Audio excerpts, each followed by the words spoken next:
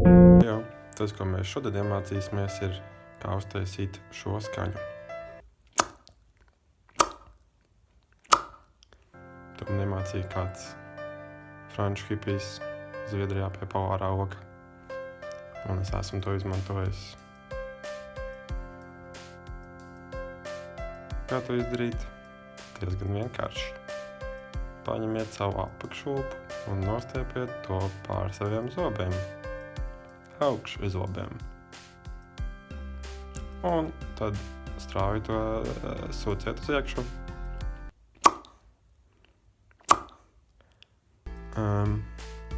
Man droši vajadzēja kāds 50 reizes, lai man tas izdotos.